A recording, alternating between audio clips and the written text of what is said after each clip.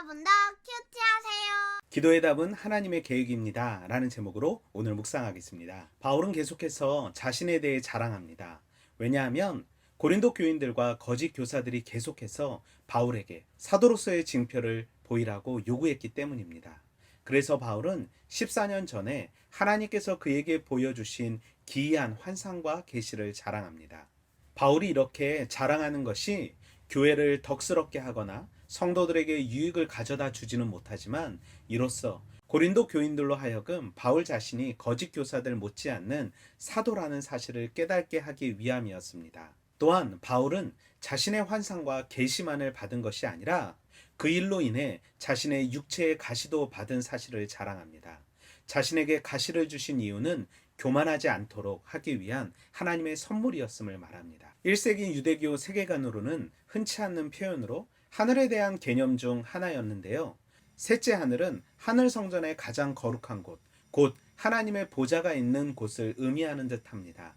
하나님의 현존이 있는 하늘의 지성소를 의미하는 곳이 셋째 하늘이었습니다. 우리는 본문 속에서 하나님의 자녀됨으로 환상과 계시를 주신 하나님, 육체의 가시, 약점으로 하나님만 바라보길 원하시는 하나님, 약한 것을 자랑할 때 그리스도의 능력으로 강하게 하실 하나님을 발견할 수 있습니다. 바울은 자신의 놀라운 3층천 환상을 이야기하면서도 1인칭 시점이 아닌 3인칭 시점으로 자신을 표현합니다. 그 이유는 자신에게 집중하는 것을 피하기 위해서라고 말합니다.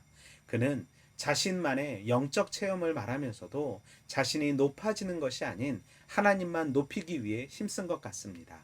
또한 놀라운 영적 체험을 말하면서 자신의 수치스러운 약점을 이야기하지만 약점에 집중하는 것이 아닌 이것 또한 하나님께서 주신 선물이며 자신의 교만을 겸손케 하려는 하나님의 계획임을 말합니다.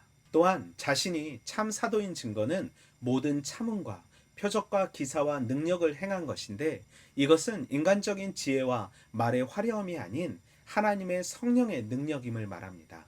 여기서 많은 참음이란 쉽지 않은 상황에서도 주님과 교회를 위해 견디며 수고했다는 의미입니다. 한 교회를 살리기 위한 바울의 애절함과 수고를 볼 수 있습니다.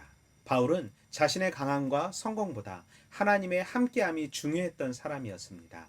나 역시 내가 가진 약점과 연약함이 하나님의 징계가 아닌 나를 온전케 하시기 위한 하나님의 선물임을 고백하는 삶 되길 기도합니다. 바울의 삶의 고백이 나의 삶의 고백이 되길 소망합니다. 기도의 응답은 내가 정하는 것이 아닌 하나님께서 내 삶을 가장 잘 아시고 정해주신다는 것을 알았으니 나는 기도할 뿐이고 하나님의 응답이 무엇이든 순종하는 삶 살길 기도하며 하나님의 때에 그 답이 해석되길 소망합니다. 오늘도 말씀으로 화이팅!